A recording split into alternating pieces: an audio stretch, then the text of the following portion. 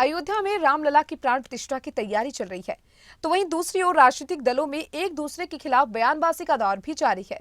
BJP ने कांग्रेस को राक्षस प्रवृत्ति का बताया है, तो कांग्रेस ने भी इस पर पलटवार किया है।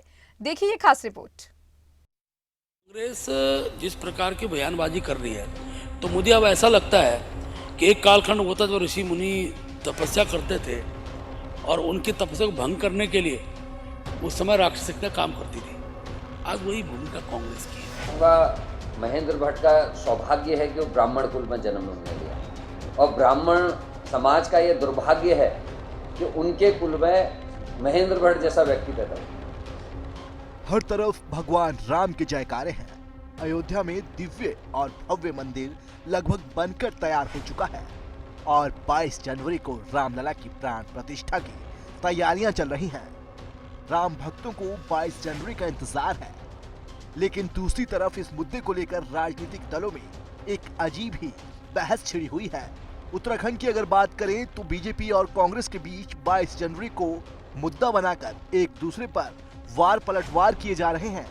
बीजेपी के प्रदेश अध्यक्ष महेंद्र भट्ट ने तो कांग्रेस को राक्षस प्रवृत्ति का बता दिया।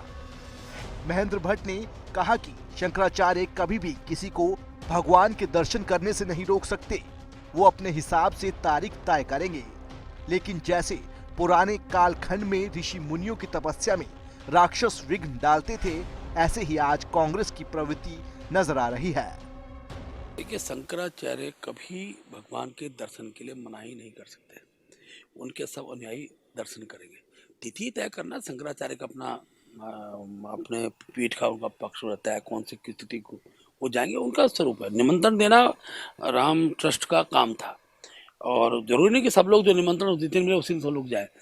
लेकिन कांग्रेस जिस प्रकार की बयानबाजी कर रही है, तो मुझे अब ऐसा लगता है कि एक कालखंड होता जो ऋषि मुनि तपस्या करते थे और उनकी तपस्या को भंग करने के लिए उस समय राक्षसिकता काम करती थी। आज वही भूमिका कांग्रेस की है।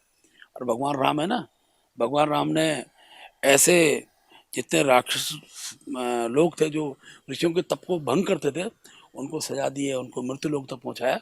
आज कांग्रेस को चेतना चाहिए कि हम भगवान राम के पुण्य कार्य में जो ऋषि मुनि जो आज समाज भव्य मंदिर में प्राण प्रतिष्ठा की जो योजना बना रहा है, उसमें विघ्न डालने का काम न करे, वरना भगवान राम इनको माफ करने वाले नहीं है। वहीं दूसरी तरफ बीजेपी के इस बयान पर कांग्रेस आग बबूला नजर आ रही है। कांग्रेस की ओर से भी जवाब आना लाजमी था, लिहाजा कांग्रेस के प्रदेश अध्यक्ष करण महारा ने महेंद्र भट्ट के बयान पर पलटवार करते हुए कहा कि महेंद्र भट्ट का सौभाग्य है कि वो ब्राह्मण कुल में पैदा हुए, लेकिन ब्राह्मण कुल का दुर्भाग्य है कि महेंद्र भट्ट जैसे व्यक्ति ब्राह्मणों में पैदा हुए। महेंद्र भट्ट का सौभाग्य है कि वो ब्राह्मण कुल में जन्म उन्होंने लिया और ब्राह्मण समाज का ये दुर्भाग्य है कि उनके कुल में महेंद्र भट्ट जैसा व्यक्ति पैदा हुआ।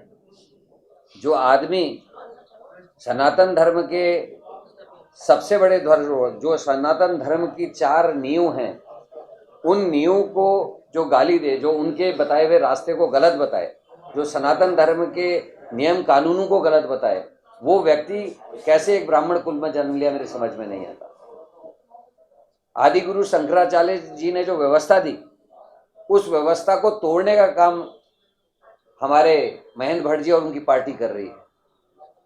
सनातन धर्म के ध्वजरोहक, हमारे सनातन धर्म के धर्म गुरु शंकराचार्यों के द्वारा प्रकट की शंकाओं का समाधान अगर महेंद्र भट्ट और उनकी पार्टी करती तो हमें खुशी होती। ब्राह्मण कुल में जन्म लेने के बाद भी इतनी ओछी और इतनी गलत बातें जो महेंद्र भट्ट कह रहे हैं, इसके लिए ब्राह्मण समाज उनको कभी क्षमा नहीं करेगा।